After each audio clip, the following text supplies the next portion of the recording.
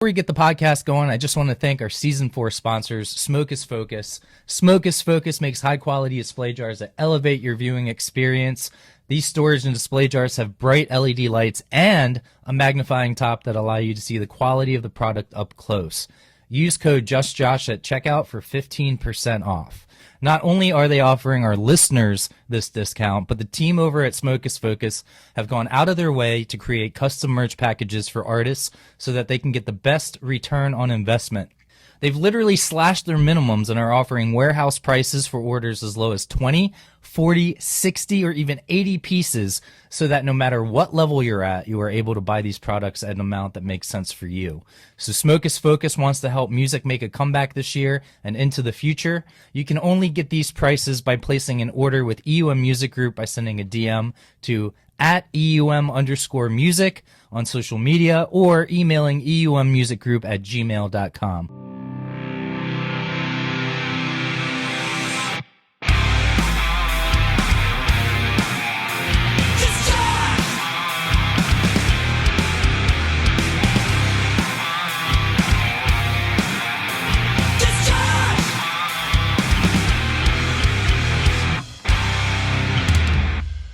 Nice new up, intro. Man? Yeah, what's going on? Not much. I'm in Baltimore to play a show tonight. Dude, finally. How does that feel? I mean, I know you've played shows since COVID, but... Yeah, I mean, like little shows, little acoustic shows around Salisbury and Ocean City area, but I haven't done anything like last night in Leesburg, Virginia with Chopadelic. I'm on a 3-day run with Chopadelic right now, opening for them solo, and... last night was so cool to actually, I mean, people were sitting down at tables, but to hear people like clap and scream in between songs, it's crazy. It's a totally different feeling than just like being the background music at a bar. Yeah, no, 100% sure. And the Chop guys are great too. It's fun time with them. It is indeed. Man, what have you been up to since we last saw, since the last show and stuff like that? Just writing, you actually came down and saw one of the shows down at the Globe Theater. I have been finishing up work on several EPs that I've been producing. I tracked a 10-song full-length record with a band called Honey Shine recently. Awesome. Been working with HR from Bad Brains in the Saw studio. that. See, that's really cool. Those things, yeah. Just a lot of studio work, and as well as trying to finish up Passafire record and new music for Passafire. Yeah, there's definitely new music. Don't think that we're just like calling it quits till we can tour again. Like we've been working, but we all live all over the country, so it's been a lot of trading files on the internet and having Zoom session calls. I super fangirled out there for a second. I was like, wait, new music? Awesome. Yeah, absolutely. No. I wish I could play some right now. We have nothing that's like in its final stages. But, you know, when we do, I'll hit you up and make sure we do another little meeting here. That's cool. No, I appreciate it. And that's cool that you got to do like a full length. Whatever happened to it, man? I missed that. We were talking about the tape player and the CD player where you're forced pretty much to listen to the tape. Well, a lot of the artists that I work with are usually just starting out or releasing like their first thing. So, you know, without even really suggesting it, I think most beginning artists, they just want to release an EP to get some songs out there and then eventually do an LP. But the artists that I've been working with are mostly these kind of artists that are like just kind of making their first mark on the music scene, and they want to just get like 5 or 6 songs out there. And I don't knock that at all, but for sure, the long playing full length album is still something that Passafire is always going to do. We've done an EP, but we've done 2, I guess, but we're never gonna like scrap the idea of the full length album. I just feel like it takes you on a different journey. You know, like a completely different journey than just listening to singles. Because, like, yeah, you like the single, and I'll listen to them. But then sometimes it's just a weird roller coaster. They specifically put songs next to each other to get a response or an emotion, you know? Right. And they were all, like, created sort of at the same time in the same vibe. So it's like, I don't know. There's certain, like, Bob Marley and the Wailers albums, the first couple albums, Catch a Fire and Burnin'.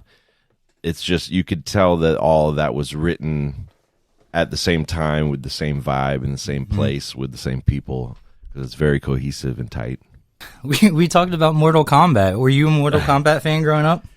I mean, I wasn't not a Mortal Kombat fan. I didn't play it a lot, but for a brief period of time, I had two younger stepbrothers, and they played it. So I would play. I just had that, like, you know, carnal, like, older brother force, like, I'll beat you in any video game you play. So I played against them, but they were way better than me. But you know, it's like nostalgic to a degree, or at least it's pop culture for you. Like, you know it. It's Absolutely. Not like I mean, like, Shoryuken. No, that's not. Was Mortal that Kombat. Tekken? Is Get that Tekken? over here. Oh yeah. No, Shoryuken's from Street Fighter. Okay. That's Ryu from Yes. Street Fighter. And I think I played a lot more Street Fighter in my day than Mortal Kombat. Yeah. But, that was the game at the movies, man. Yeah. Street Fighter. Yeah, or like at any one of those restaurants that has like the kids skee ball and video game section. Yeah. I would go straight to either Tekken or Mortal Kombat or Street Fighter. I remember maybe 5 years ago, that one woman that was like in Star Trek and that cop show, the blonde-haired woman, I forget her name. Oh, that cop show, right? Yeah, right. The blonde woman in the cop show. I'll remember her name later. I'll put it up on the screen. She's in Mortal Kombat. Watching. Well, what happened was her friend was a director. Oh, okay. And they were trying to they funded it all themselves. Oh, wow. And what they did is they made like a 2 or 3 minute trailer. Yeah. For what they thought or wanted to see from a Mortal Kombat, because it's always been kind of like not cheesy, but not necessarily like, you know, it's not like Dark Knight Rises, you know. Yeah. Like they made it very like family or whatever, just different. So they actually came out with a really good trailer, and I got super excited, but then nothing ever happened of it, I don't think. And I'm wondering, is this what came of that? Was like this movie because they were like, I have no idea. You know? But that would be interesting. I feel like that's something that people do in Hollywood a lot, is put out a trailer first to see if there's any interest from studios. But I have no idea about this movie. My wife just texted me and said, "Can we watch Mortal Kombat when you get home?" So I will know more about it when I watch it, and you will too. Yeah, we'll have to discuss it at a later point. But this next question is pretty funny. I mean, because it's like it was weird because I was thinking about it, and I'm like, I mean, really, I think humans have proven that we're not always the smartest.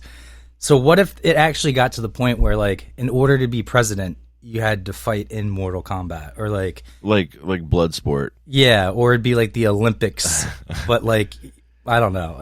I mean, I think that really could only exist in like a heathen society, like not even like an uncivilized. That's totally uncivilized. But it's didn't funny like to Roman think about. people do that though, like the Romans and stuff? And were they not considered civilized, or do you think? I mean, I guess not. I don't know that they. I guess they The fought Colosseum? amongst themselves for power, but like no. I mean, our political system, democracy, and the republic, and all that is based on like the Greeks and the Romans ideals of that. So I would like to think they were one of the first to be like, hey, we don't have to clobber each other with clubs. We could talk it out.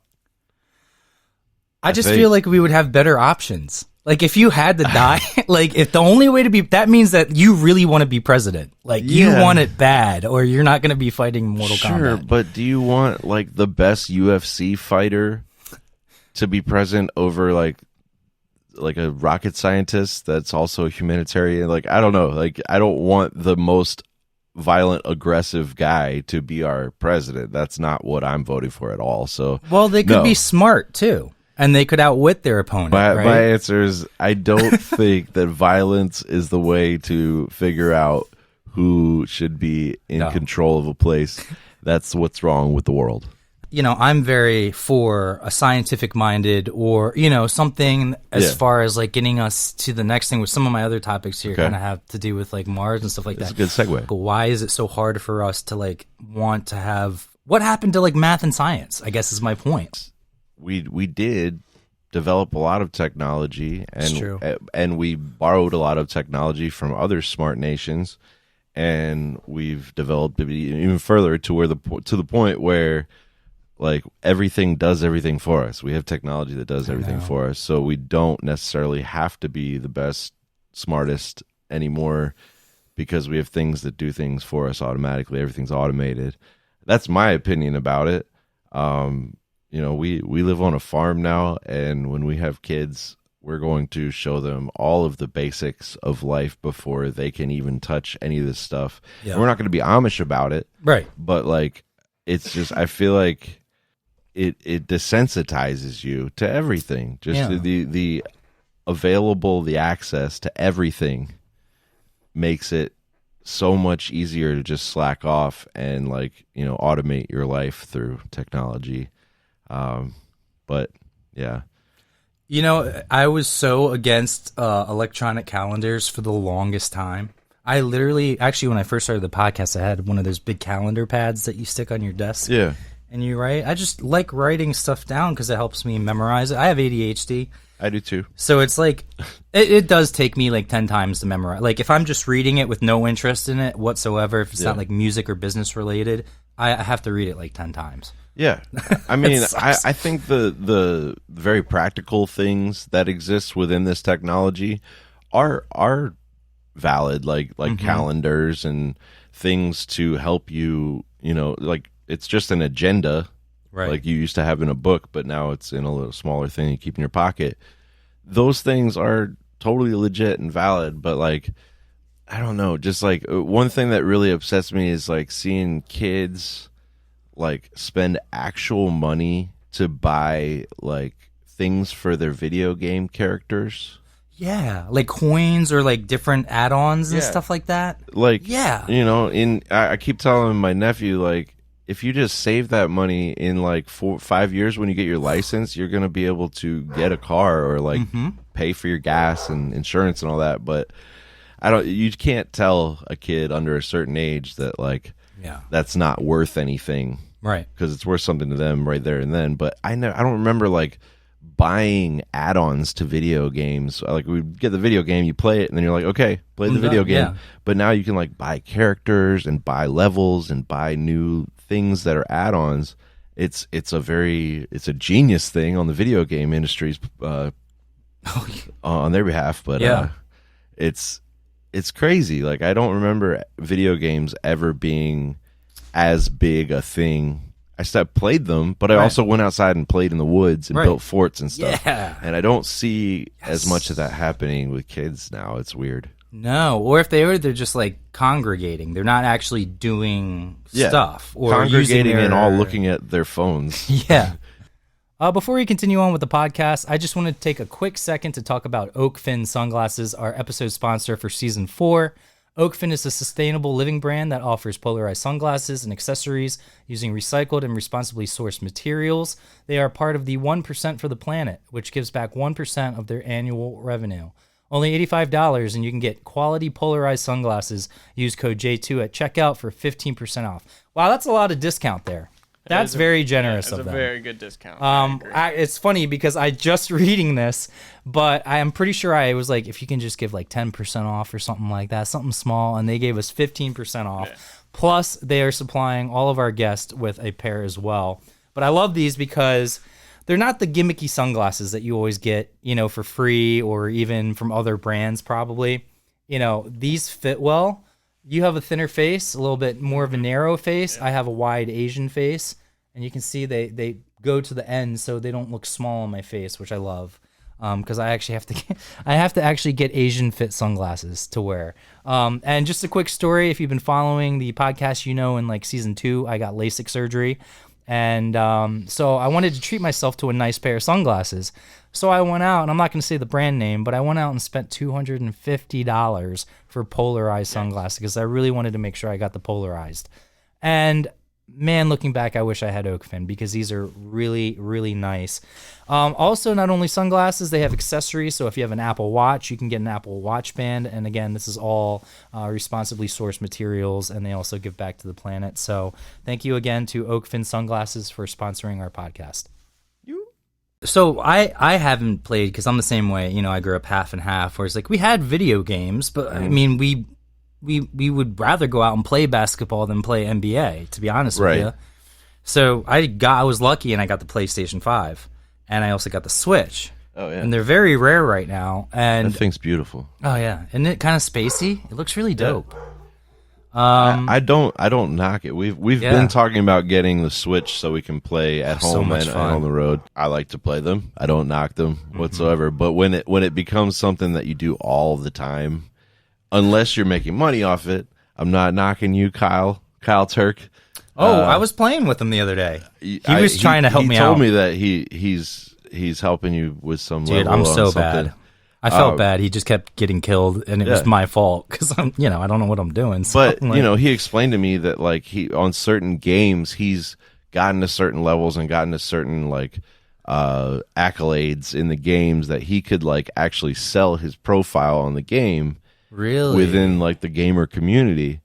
And so there is a monetary value to like wow. beating games and opening levels and stuff that people just can't figure out. They can just, there are people that just want to cheat and they want to see that level, so they'll buy your like login to that game or whatever, and then he'll just start another one. I don't know like what that is, but it's a thing that people do. That is so interesting. I had no idea. I'm and literally now sitting my here nephew like, wants to be Kyle when he grows up.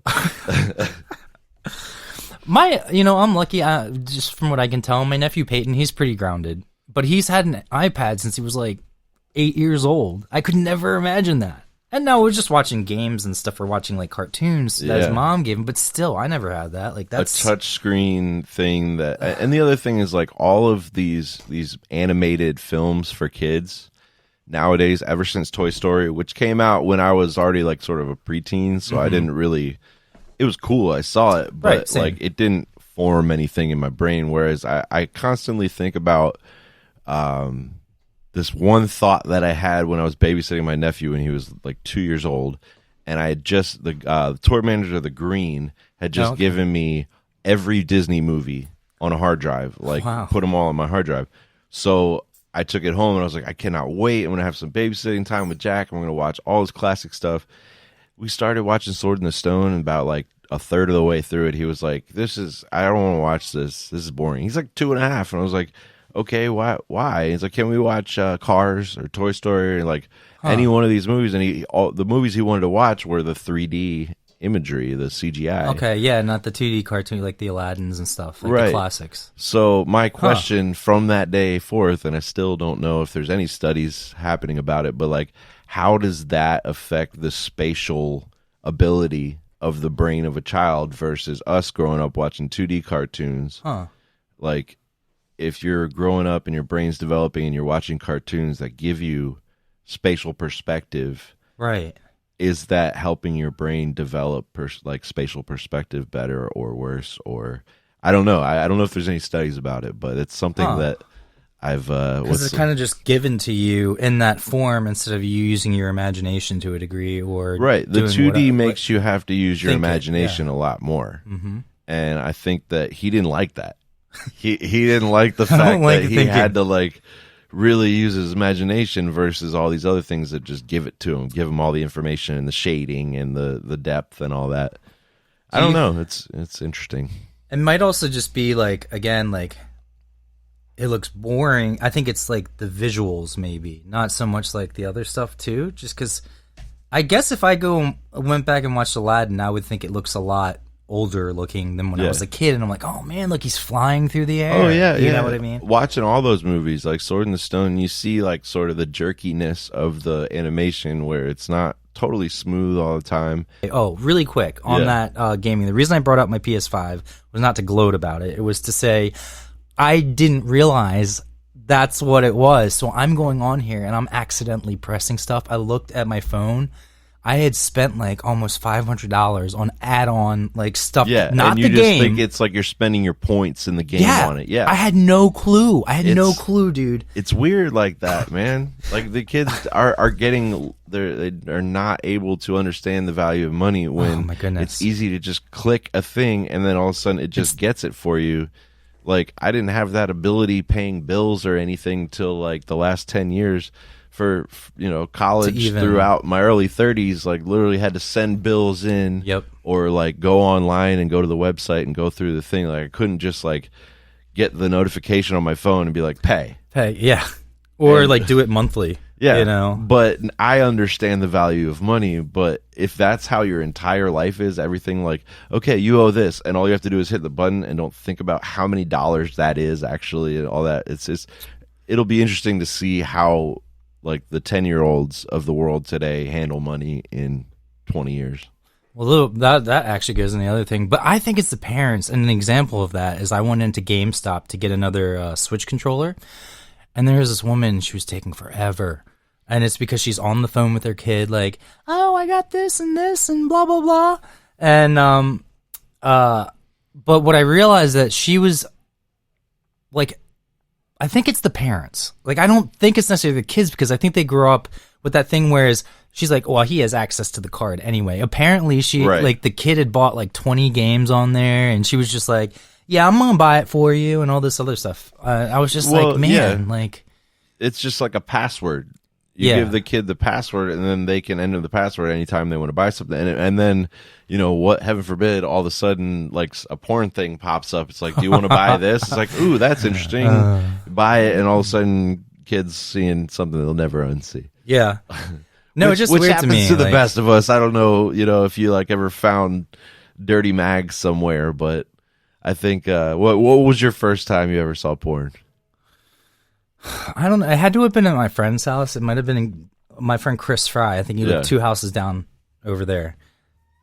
I'm pretty sure that was the first time I found like a dirty magazine or something like that. Yeah. But it was hidden under his Mad magazines and Right. like other stuff. So we're like reading Mad, Everybody has reading that Mad like one magazine. story where Yeah. like their uncle or their dad like has some dirty mag or a video. What was We definitely didn't do it online. Like I didn't have No. porn online like they do now. my grandparents? Oh, that's a weird way to preface. My grandparents had satellite TV, and like me and my cousins were there for zoo camp, and we would that's go to cool. we would go to bed, and he would stay up. He was like watching a golf tournament or whatever. We would go to bed, and then like the next morning we get up, we go to zoo camp, and then come back and have like snacks and watch TV. Yeah. And like the last time somebody had watched TV was him the night before, and we turned on the TV and the satellite was tuned to Playboy, and it was like this innocent movie at first. It was called like Interview with a Milkman. I remember the name. It was called Interview with a Milkman, and at first it was just this happy-go-lucky milkman walking down the road, and he puts the milk on the front stoop, and the lady comes out. She's like, "Why don't you come in with that?" And then it just gets weird from there, and we were like 9, 10, Yeah. 11 years old. So Oh my goodness. we were like, what the? We couldn't look away. Yeah, Look away. you can't. But at a certain point, we had to look away, and we turned it off. We're like, okay, obviously our grandfather was watching that last night, so That's so funny. we just found something out. Yeah. And rest in peace, Jack Purnell. I love you to death. I hate to spread your business like that, but you know, you're a man. Yeah. You're a man. Yeah, you're a grown man. You like to watch some porn sometimes. It's not a crime. It's almost impossible not to. It's just popping Well, up. that's the world we live in, man. And that's what I'm saying. Like you give Ads, kids too. access to these devices, and at some point, like, you know, extreme anal is gonna just pop in the screen. It's scary. But that's what I was leading from the actual Nintendo Yeah. coins into the crypto coins. Yeah. Did you ever get, or are you interested, or have you done research since the big surge kind of I in don't the stuff? have any investments in crypto other than an NFT project that I'm doing with HR. That's cool. That's gonna be there's a rapper called Ill Bill. I guess his name is Howie something. Sorry, I don't have his last name right now, but he has jumped on the NFT game and has his own website where he sells NFTs, and he wanted to do one with HR. So we recorded a version of an acoustic version of an old HR solo project song, and then we had my friend Mo. He does a lot of like animation. He's way into the crypto game right now. Actually, he's selling the St. John Virgin Islands Fest Jam Oh, Fest okay. thing. Yeah. That same company is experimenting with or because of the Lotus, his like art company, Oh, they're okay. experimenting yeah. with this thing where you pay cryptocurrency. It's an auction, and they're auctioning off like a trip down there to St. John, and there's music and there's excursions, and it's all part of this like trip that they're auctioning off, and it's all cryptocurrency. Oh, that's cool. So, and there's a lot of companies doing that now. Like they're getting into it. But what I understand it is like cryptocurrency is fractions of cents being stolen from shady, like illegal transactions. So that's why I never got into it until now, because that's my perspective on it. Was like I'm kind of in a way contributing to illegal firearms getting, or families getting killed in the Middle East, which I think is how it started. But now I think they've taken that technology and the concept and actually used it for good and where it will be lasting. Yeah. But that's what scares me about some of these things. You never know. But I think it's now that it's been around long enough and they've secured it, like Bitcoin's secure, Ethereum's secure, because that's what NFTs and all the other stuff are built off of. And I've heard Ethereum. Ethereum is like sort of the number one right now. Right it's now. Better than Bitcoin. I got half an Ethereum coin, which was like over $1,000. Yeah, which is crazy. It's crazy, and people are paying now. Like jobs will pay you in Bitcoin. Yeah, and some people are actually seeking to get paid in Bitcoin only because, I think you have more control over it to a degree. You can play with it. See, I'm not a gambler. Anytime I go to Vegas or New Jersey, I don't gamble. But this, to me, at least I can use data and statistics and analytics to make the best guess available instead of just pure luck. Yeah. So it's a gamble, and I know like when I put the money in, I'm like, okay, as soon as I press send, it's like it's gone. It's gone unless something happens, and then it's back tenfold or something. Like I have a friend, a buddy that lives up in this area actually that invested in Bitcoin a couple of years ago, and now is like. He's got some nice. Yeah, his return on that investment was amazing, and that's crazy. That's something at the time that was so new and so misunderstood. I guess that everybody was like, but if you took that chance at that time, you're doing really good now. And what's cool about NFTs is like people have done really well mining Bitcoin and doing that whole thing. So they're spending their Bitcoin within the Bitcoin marketplaces and within the cryptocurrency marketplaces. So, what's equal to like, $20,000, I guess is, one or two or, 5 Bitcoin or something. I don't know what the I think it's up to is. 55,000 right now. What one? For one Bitcoin. One Bitcoin is $55,000. So I mean, when you think of it like that, it's like, I'll spend one Bitcoin. I've got a handful of Bitcoin. I'll spend one of them on this super rare, one of a kind NFT that I can then project. Like a lot of people now have multiple flat screens in their homes, and you can. What I tell people about NFTs that don't know about them is like you could turn your TV into like a digital art display, where you buy, like it's just like you buying an original Picasso and putting it on your wall. You can display an original digital piece that somebody made that you are the only owner of, and there can be sound that goes with it, and it's like it can be motion graphics, it can be a still image, but it's like it's basically just turning the art world into a digital art world. And I don't know, I'm not sure how I feel about it. I feel like eventually money's going to go, because it's paper, really at the heart of it. So like, I think there's going to come a time where it's like, we need to find other forms of currency or electronic that doesn't cost materials on the earth just from the fact that we're running out of stuff. Bitcoin, the mining of Bitcoin is like using so much energy that it's actually now like not very green or not. What is that, like an analytic type thing where it just mines through what the best thing is and finds trends or finds low with high upside, I guess? Is that basically what it is? Kind of like souped up coding thing that you... I got to get an expert in here. Yeah, I don't know. Talk to Kyle about it. He's the one who sort of explained a lot of it to me, but like it's hackers that are basically finding out which transactions are happening digitally that are not legal transactions, that are like basically, dark web, that's black pumping market. like stuff up. some guy sends through like a secure line from New York to California $50,000 to get 100 pounds of weed like airdropped in New York next week. That transaction, a hacker finds out about that transaction happening, and they're able to siphon money off of it because they can't get in trouble because they're not going to report you, right? Right. So it's basically like it's kind of like a Robinhood thing, rob from, and I love Robinhood. I love the concept of Robinhood.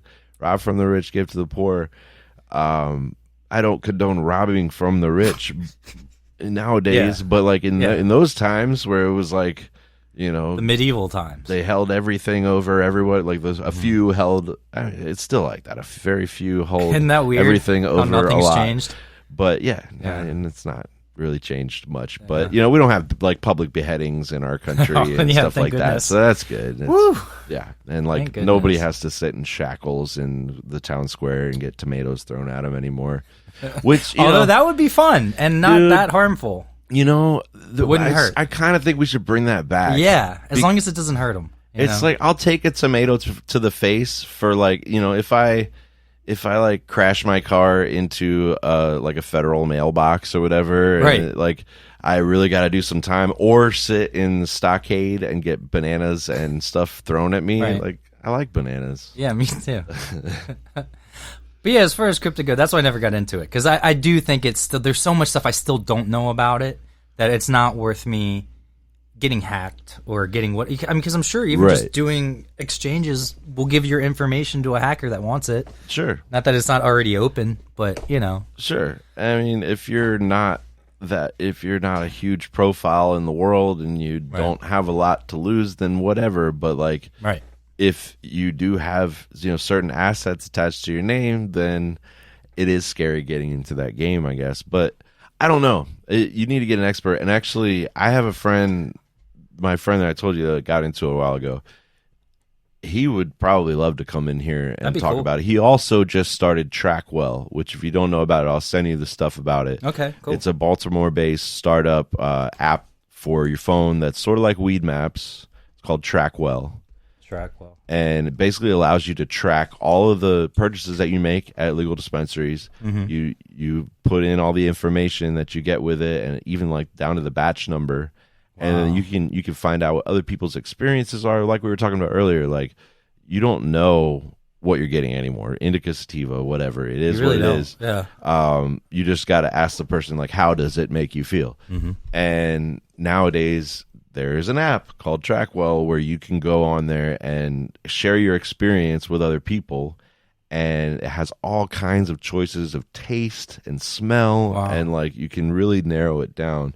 And he's Baltimore based. He actually lives in the county out here somewhere, so he probably lives like 10 minutes from here. So please give him my info. I'd love to have him on. I'll put him in touch because I'm sure he would love to come in here and talk about Trackwell as well as crypto coins and stuff. That sounds great to me. It's two of the stuff I love the most. But yeah, I got into a little bit. I put enough that it'll make a dent. Like if it goes up, I'll make some money off of it. But if I lose it, I'm not too upset either. You know? Yeah. I don't know what I was thinking when I wrote this topic, but I was like, COVID-19, I was like going down my conspiracy head. Yeah. I'm like, what if that was actually an experiment with alien DNA that went completely wrong? So this was like, that's not that a concept outside. that you came up with, not something that you read. No. So, okay, good. I was like, what are you reading, dude? No, this is my own. This is my own crazy. But does that make it worse? It might make that worse because it actually came out of my head. I think that's what some people are saying. RNA. They're like, we don't know what RNA is. It means alien DNA or whatever. Like, those people are. Yeah, but they probably Caltip. Yes, it is the first time we are using RNA, but it's not. I don't think it's alien. No, it's not alien. But we don't know what kind of experiments have been done on us over the last however many centuries or millennia. Or someone could have just eaten a bat. I mean, I guess that's a good logical explanation for it too. My personal belief is that aliens have been doing experiments with human DNA for many, many, many, many, many years. I'm glad we're getting into the alien thing now. Because I was thinking, like, okay, the Pentagon came out and actually, I think I have the thing here. So they confirm another thing, right? Oh, wow. Okay, And- we have visuals. Yeah, but at this point, it's like, okay, I get it. They say that is true. It's unidentified. We don't know what it is. Yeah. But that could mean one of anything. But if it's like you would think if it was human made, if it was ours, we would either be one, afraid because it's not the US's, Yeah. it's someone else's, or two, it's ours. Wouldn't you want to gloat and be like, look, Russia, if you keep fucking with us, we got this ship Yeah. and we could literally blow up a city. Yeah. Or two, if it's alien, it's like at this point, if you're just confirming leaked photos, like and this was new too. This was like a couple weeks ago or something like that. April Well, I mean, 16th. Why not just come out and say it? Or where are they? Why aren't we like? Why don't they just say, okay, we're in contact? They really don't care about us because we're not advanced. we are in but, you know, contact more, I think, more than we even know. oh, like actually, like maybe they look like people. There's some that look like people or other stuff too. Yeah, I mean, that's what I meant by experimenting with human DNA. I think that Oh, I see what you're saying. Yeah. it's just a We're theory. more I'm not intertwined, yeah. 100% on this boat, but a theory that I have read a lot that I sort of gravitate to, I guess, is that for hundreds of thousands of years or tens of thousands of years, humans exist with primitive animal capabilities. Just we were not top of the food chain by any means, and then something happened, and the evolution that's occurred in human history is like exponential in the last 50,000 years versus hundreds of thousands of years prior to that. So there was something that happened where humans became aware of themselves and became aware of feelings and became aware of how to finesse things to benefit them a little bit better. And where did that come from? And that one theory, I guess, is that another being from another place who already figured these things out shared it with us. And in exchange, took some of us, because I'm sure it's like, just like it would be hard. We can't breathe on Mars. Yeah. But if we want to go there, we got to figure out how to adapt and maybe possibly like rearrange the human race, like our DNA, to be able to breathe on Mars. Mm-hmm. I'm sure there are experiments happening right now to get people more like acclimated to being able to live on Mars. Wouldn't it be cool if we just had like something that activated that? Like it's in us, we just don't know how to activate it yet with our brains. Like that could be a very real possibility if humans really only use about 10% of their full brain capacity. Totally. At any point, Yeah, we do. We only use about 10% of our brain. I want to get to that point, though. I want to get there so bad. Like even 20%. What percent were we using before this like great advancement happened? Like, do you think it was we were using the full potential, but we just weren't smart? You know what I mean? Like you're using your full brain capacity, but it was conscious. Much smaller. Yeah. I mean, I think every living animal is conscious to a degree, but as far as like, like just certain empathy, certain like having compassion, that doesn't exist, in the lion kingdom and like in certain animal groupings, like it doesn't exist having compassion. Like if you've got to take another animal out, you take it out because it's better for the pack. Right. And, we do that somewhat. If we have a pedophile or a killer that's done something horrible, we put them away or we exterminate them. But it's done in much more like bureaucratic, civilized way than in the animal kingdom. They're just going to be like, attack. Yeah. And that's it. So we've evolved from that to where we actually put thought and words into communicating our feelings about something before we make a drastic decision, whereas in nature drastic decisions are made like instinctually on the spot. Yeah. So where did that come from? Where did we all of a sudden become aware of things more so than just like what is instinctual and what I need to do to get food? Right, the basic instincts. Yeah. I've always felt along with that theory, which is probably kind of coincides, is that's where I think religion came from, and God might be that extraterrestrial giving us that knowledge and the information. That's a theory that I like to look at sometimes too. So I like to tell my she's super religious, so I like to be like aliens. you know, just to give her a hard time. But yeah. Oh, and then the last time we were together, we talked about how within that the policy they passed was the declassification of that, and we're getting closer to it. I kind of wish it was already out so we could talk about it, but I can't imagine that it's going to be anything other than like this, where it's like Pentagon videos, confirms this or stuff we've already kind of known. Right. I don't think there's going to be a lot more that's not already out there. But have you seen the Skinwalker Ranch?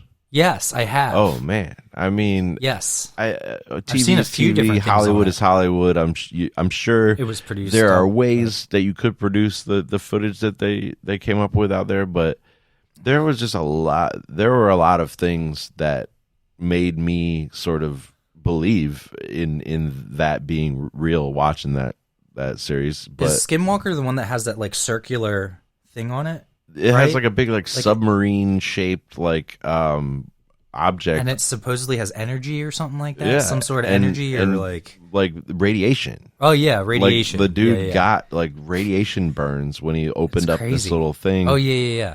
And nobody else did. That was the thing. It was weird. And people that have lived in that little homestead there where that's located have like there was one like full family, like a guy murdered his whole family there. And there's just been like sightings of like shadow people, and right over the ridge behind where that homestead is where they cite a lot of these UFO sightings and like strange lights from the mountain at night that just point out, like points of light that just jut out into the sky and then stop, and That's like crazy. jut out and stop.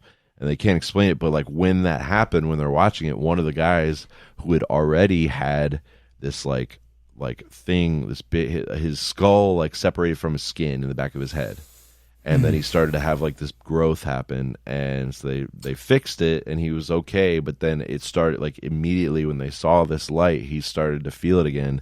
Took him to the hospital, and the same thing had started to happen again. To grow again? Yeah, and like all these crazy. people on the farm had experienced weird stuff, and like there was this no digging policy. You can't dig because it's like it goes back to the Utes and the I want to say the Apache. I could be wrong. Navajo. I think it was the Navajo and the Utes, and the Navajo were selling the Utes off as slaves to the white colonial people coming through. So the Utes cursed the land and said, "This shall now be the Valley of the Skinwalker." And that it's sort of like a ghost that can take shapes, like a shapeshifter. And people have claimed to see a huge wolf at times that like kills the livestock and stuff. I don't know. It's just there's a lot about Skinwalker Ranch that is pretty weird. And like, you know, this government or like non-marked helicopter comes over one day and flies around them. And they're like, that's not even transponding. It's not showing up here. So that's like a secret government thing or a private thing that's turned off the transponder. So maybe some of the stuff that's happening is from government things that are going on. Like or well, so the government was right? out there at Skinwalker Ranch for 20 years. It was a private company that owned it, but he was doing work for the government trying to figure out what's going on out there. And I forget the guy's name, but he gave up. And the guy who currently owns the land bought it from him and was like, I'm going to bring some experts in every field out here. And he brings this one guy that's like a professor at the University of Alabama or something, and some kind of science stuff. I don't know. But he I'm comes really out bad at there. remembering stuff, but I watched it. Yeah. But yeah, it's very interesting story. But that's just one of many movies that have like a lot of very convincing footage. The Betty and Barney Hill story from the 60s. It's one of the first UFO abductions or alien abduction stories. After we talked about that, I actually went and they actually have another thing. It might have been the one you were talking about, but I definitely talked about watched. it before, yeah, I definitely watched a doc on it. Yeah, with them interviewing them. Yeah, they're one of the first interracial couples, and a lot of people just disregarded what they had to say about it because they were interracial. It's total bullshit. Yeah, and they were hypnotized, and while they were hypnotized, they recounted the exact same story Yeah. Like that they were taken to a ship and examined and talked to, and they didn't have to open their mouth to talk. They just spoke like through telepathy and stuff. It's crazy.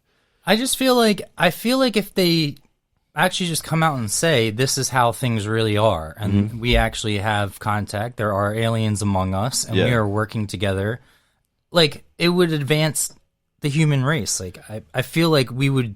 Right. Now we would still be humans. But don't get me wrong, but immediately changes everything. It challenges the notion that the Earth is made by God, and it just challenges a lot of things that people aren't ready to have challenged in their life, I guess. But I am. I mean, I think a lot of people our age are, but people our parents' generation and their generation before are pretty stuck on like, yeah, I'm just going to believe this and I don't need none of that and that doesn't exist, whatever. And that's fine. But I think over the next couple generations, it's going to be a normal thing to believe in aliens. And then at that point, maybe we can start to be real and be like, okay, all this stuff has been happening. Let's talk about it. I mean, this Mars thing is pretty interesting too, because it's like, it just shows that there was history there. Now, I don't know if this is actually true. It sounds like that this is just claims from people that want to believe stuff like that. But I guess the concept of Mars at one time being habitable, the fact, I think the other thing that was interesting why I put this up is that I think the rover they put on there just produced oxygen for the first time on Mars. So it is possible. That's cool. So we now know that it is possible to have oxygen there. It produced oxygen using their Mars's atmosphere? It must have, because it can't use ours necessarily, right? Yeah. I wouldn't know. I just read that headline that said that whatever that one rover that they had just landed there, I guess it had equipment. They did a on little like a drone helicopter flight too. That was awesome. I just want to go to Mars. Well, that's why I put the SpaceX. It keeps putting people. They say they want to have more astronauts on the moon by 2024, and I think that obviously is going to be leading to when we actually get onto Mars, because they have to make a stop first, I would assume. Yeah. Even if it's that much just to the moon to get that much more gas or whatever. There's like a 17-year-old training right now to go to Mars. Right. Because it takes like 8 months to get there, but like coming back takes longer, a lot longer, or like they'll never come back. So like they got to go at a young age so that they can be in their prime when they're actually like expected to do certain things on Mars. What's that movie with Matt Damon? Where he grows all the plants and stuff like that, and he got stuck by himself. I forget, but it was a good one. It was a good movie. That could happen, maybe. Oh yeah, but it takes a hell of a lot longer to get to Mars than it does to get to the moon. So it's going to be a journey for whoever actually does the first manned trip to Mars. You know what's weird? I didn't even know that they flew astronauts to space yesterday. You would think that, remember like in the 60s when that would be a big deal? Yeah. Everyone would be turning on their black and white TV to watch the person go up in space. Was it NASA or SpaceX? It was SpaceX. But still, it's a big company, so it's not like it's just a small mission. They're taking people up to the international space. Like, they could have died, I guess, too. I would never wish that on them, but... I mean, I guess because it's a private company, so like they may not want all the press in case something goes wrong. That's true. Like that first self-landing. I didn't even think about that. Yeah, the self-landing rocket that didn't land correctly. Right. There was a lot of footage of that, so maybe they didn't want to have that pressure. But at the same time, it's also like it's experimentation happening in real time. So like. Yeah. I get it. I don't know. I think Elon Musk is a very smart person, and I think that I trust him with space exploration.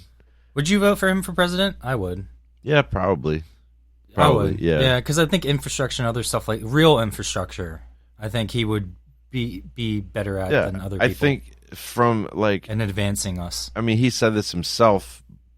But I don't not believe him that like from age 4 he saw things differently, and there's like proof of that. Yeah, he revolutionized the automobile industry. He's revolutionizing space travel. Those are two of the biggest, most expensive industries in the world, and he's now like a big name in both those industries. And he's a youngish guy from South Africa. Yeah. That And isn't it crazy how all the things go back to where they think the humans started in Africa? Like that's that whole thing. Well, Ethiopia, yeah. Ethiopia.